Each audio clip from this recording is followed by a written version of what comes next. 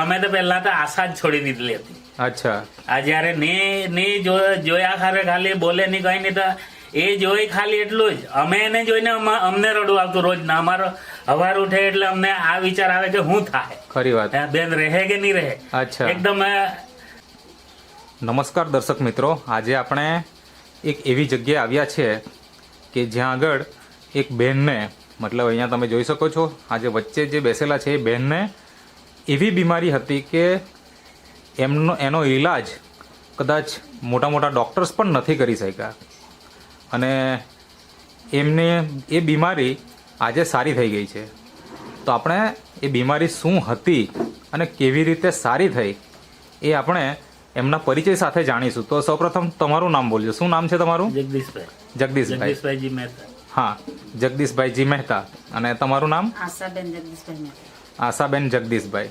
અને તમારું નામ? પ્રીતિબેન. ઓકે. તો તમારો શું આમ સંબંધ એમના જોડે? ભાઈ બહેન છો તમે? ઓકે. એટલે આમ જોવા જઈએ તો આ ગામનું નામ શું છે? જામનપાડા. એટલે કે ખેરગામ તાલુકાનું ગામ છે અને જિલ્લો નવસારી. તો સૌપ્રથમ તમે મને જણાવો કે એમને શું તકલીફ હતી અને કેવી રીતે થઈ એ થોડીક વાત કરો. બેનને છે તે સુગરની તકલીફમાંથી પેરાલિસિસ અચ્છા, થઈ ગઈ. સુગરની તકલીફ છે એવું ક્યારે ખબર પડી? આ તો ડોક્ટરી પ્રેગ્નન્સીમાં હતા ને ત્યારે હતું નોર્મલ. ઓકે. પછી એની દવા ચાલતી હતી. ઓકે. ધીમે ધીમે દવા ચાલ્યા કરતી હતી. તેમાં હારા હતા. ઓકે. પછી ફાધર એક્સપાયર થઈ ગયા. પછી ટેન્શન આવ્યું. ટેન્શન માંથી એને અચ્છા, પ્રોબ્લેમ. એટલે તમારા પપ્પા હા, મારા પપ્પા expire ગુજરી જાય છે હા. અને ત્યાર પછી ટેન્શન આવે છે. ટેન્શન આવ્યું. હા, એમ અચ્છા. એટલે એક સુગરની બીમારી તો હતી હતી જ. હા. અને એવામાં તમારા પપ્પા ગુજરી જાય છે હા. અને એવા ગુજરી ગયા પછીથી ટેન્શન આવે છે હા, tension. અને એના કારણે શું થાય? તેના કારણે એને થોડુંક ટેન્શન આવી ગયું હશે અંદરો અંદર. એટલે તેમાં એને આમ પગ થોડો કામ કરતો બંધ થઈ ગયો. એટલે ડોક્ટરની સલાહ લેવા ગયા. અચ્છા. તેમાં સાબિત થયું કે આમ પેરાલિસિસ ના ચિહ્ન લાગે એમ. ઓકે. હા, એટલે દવાખાનામાં એડમિટ થયા. અચ્છા. દવાખાનામાં એડમિટ થતામાં બી સારવાર લેતા લેતા એકદમ નીલ થઈ ગયા. મતલબ એટલે જ્યારે તમે દવાખાને ગયા હા, તો તે સમયે હલન ચલન હતું તે સમયે બરાબર, પણ લક્ષણ છે એવું ડોક્ટરનું કહેવાનું હતું. કહેવાનું. હા. અચ્છા.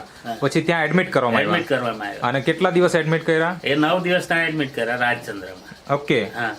અને પછી શું થયું? પછી એકદમ એડમિટ કર્યા પછી નીલ થતું ગયું. અચ્છા. પછી જે એના બોલવાનું ચાલવાનું તમામ વસ્તુ બંધ થઈ ગઈ. કેટલા દિવસમાં થઈ ગયું? 9 દિવસમાં જ થઈ ગયું.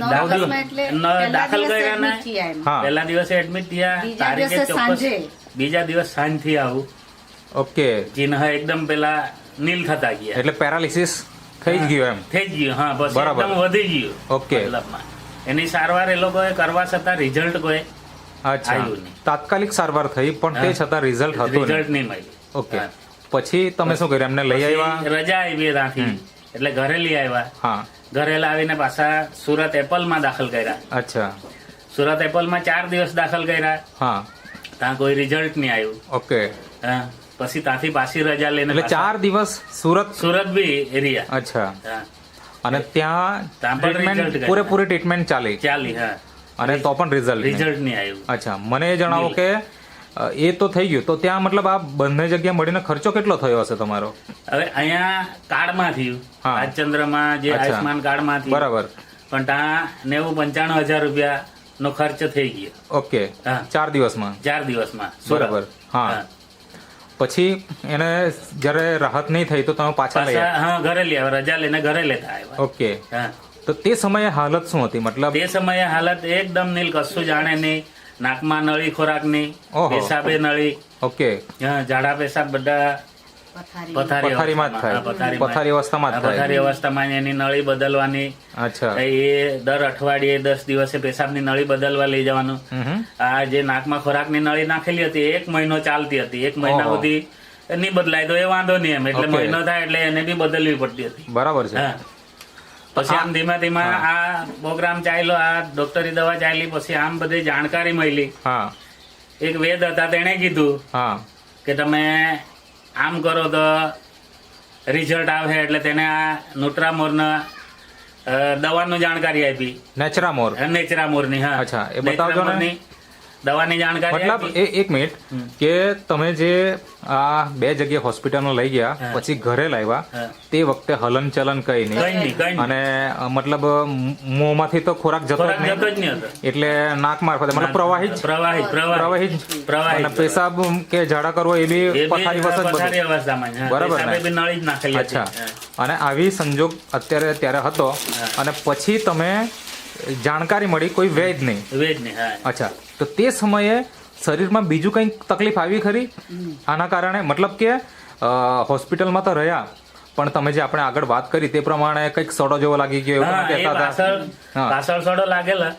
એમાં જે એક ચાઠું પડલું તેમાં એક પર્સ થઈ ગયું. પછી અચ્છા. અમારા ફેમિલી ડોક્ટરે પછી એની સારવાર કરી. ઓકે. એ સારવાર ફેમિલી ડોક્ટર ની બી સારવાર ચાલુ જ રાખી.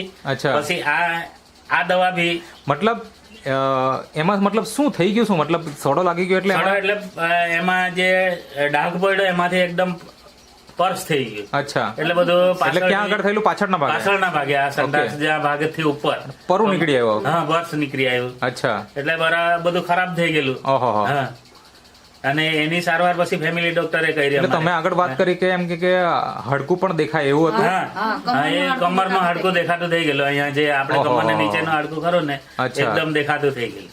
હા. આટલી ખરાબ હાલત એટલી હતી. ખરાબ. હા.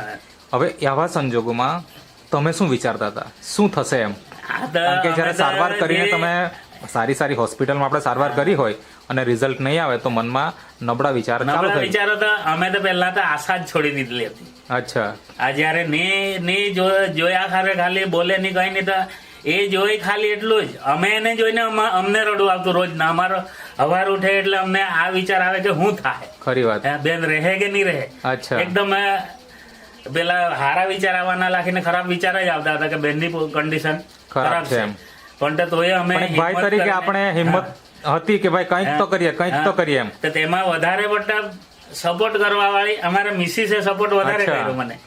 મેન વસ્તુ તો મેં તો ભાંગી જ પડલો હતો. એટલે આજના સમયમાં આવા ભાઈ ને ભાભી મળવા ખરેખર મુશ્કેલ છે કે એમણે આટલી સારી સેવા કરી. બાકી માણસ બીમાર પડે એટલે ઘણા તો એની સારવાર કરવાનું જ છોડી દેતા હોય, સેવા કરવાનું જ છોડી દેતા હોય. તો આ એક મતલબ બહુ સારો કિસ્સો કહેવાય કે તમે આટલી સારી સારવાર પણ કરી છે. મને એ જણાવો કે આ બધું ચાલતું હતું તો ત્યાર પછી તમને એવું તો શું મળ્યું કે જેનાથી રાહત મળવાની શરૂઆત થઈ ગઈ? એ કેવી રીતના એ થોડી વાત કરો. આ જે વેદ ખરા ને, હા. વેદે અમને જાણકારી આપી. એ જોવા આવ્યા. અચ્છા. એને કીધું કે આમાં મારું કામ નથી એમ. હા. તો એને નેચરામોર. નેચરામોર વિશે એને વાત કરી હા. કે તમને આ વસ્તુની મેં તમને ઉપયોગ કરાવું એમ. બતાવજો જો ડબ્બો. આ જ ડબ્બો છે ને? હા, હા. આ એમણે હા. આપ્યું. એને એમની સાથે એની સાથે આ ન્યુટ્રીલિવર છે, હા, ન્યુટ્રીલિવર છે, પછી આ વુમન વેલ છે, અને ઇઝી ડિટોક્સ કરને છે, અને ન્યુટ્રી હાર્ટ હશે આઈ હા, થિંક. ન્યુટ્રી હાર્ટ બી. હા. એના અત્યારે સેમ્પલ નથી.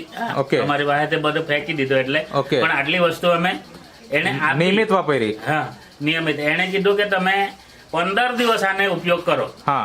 15 દિવસમાં તમને રિઝલ્ટ મળશે તો તમારે આગળ આનો ઉપયોગ કરવાનો બરાબર. એ વેદે કીધું. ઓકે. તો પછી અમે 15 દિવસ રેગ્યુલર એને ચાલુ રાખ્યું. એટલે એના જે શરીરના અંગો, એના શરીરના હાથના આંગળા આમ હલાવતી થઈ. ઓહો. એટલે અમને એકદમ મતલબ confuse જે થઈ ગયેલું, બિલકુલ વિશ્વાસ આવ્યો. હાથમાં આંગળા ચાલતા નહીં એમ? નીલ ઉતા તે આમ નીલ ચાલતા ઉતા તે થઈ આમ હલવા માંડ્યા, અચ્છા. પગ હલાવવા માંડીએ. હમ. એટલે અમને વિશ્વાસ આવ્યો. બરાબર છે. એટલે લગાતાર એ દવા એ વેદને પાસે અમે જાણ કરી. એ વેદે આવીને જોયું તો તમે એનો ઉપયોગ ચાલુ જ રાખો. ઓકે. એટલે અમે આ ચાલુ જ રાખ્યું. અચ્છા, પછી હા. શું રાહત થવા લાગી? પછી બધાથી રાહત મળવા માંડી. પછી આમ હાથ ઊંચો નીચો કરવા માંડી. અચ્છા. બધી રીતના પગ લાંબો ટૂંકા થવા માંડ્યા. એને અચ્છા. જાતે અચ્છા. મુવમેન્ટ કરવા માંડી જાતે. એટલે અમને એકદમ વિશ્વાસ આવ્યો. બરાબર. એટલે લગાતાર ચાલુ રાખતામાં 3 માસે એ પાછી બોયલી. હા. પહેલા તો એને નાકમાંની નળી જાતે જ કાઢી નાખી. ઓહો.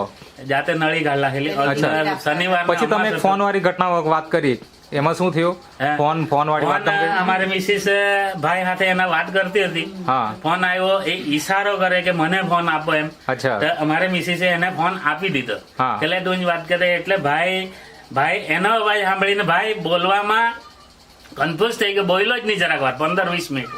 ઓકે કે એને એકદમ આઘાત જેવું લાગી ગયું કે આટલો સમયથી બોલે નહીં ને આજે એકદમ, એટલે એવો વિચાર માંગી લીધો એને પાસે કે બરાબર. મારે હવે શું બોલવું જોઈએ. બરાબર છે.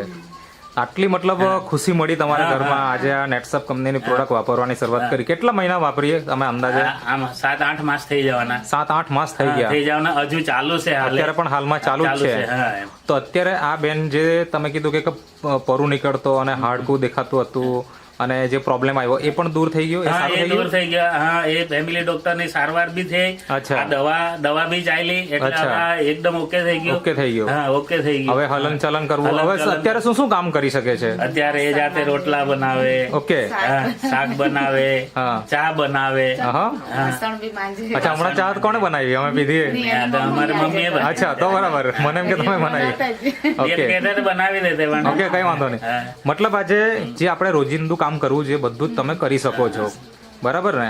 મેં તો એવી પણ વાત સાંભળી કે તમે કંઈક કોઈ બાળકને લેવા માટે પણ જાઓ છો કશે. હા, તો અહીંયા અમારા કાકાના ઘર સુધી જાય. અચ્છા લેવા લઈ એટલે આવે. મતલબ કયું બાળકને? એમનું જ બાળકને? નહીં, આ અમારા બાબાનું બાળક. અચ્છા બેબી છે એ. એ માલ મંદિરમાં જાય?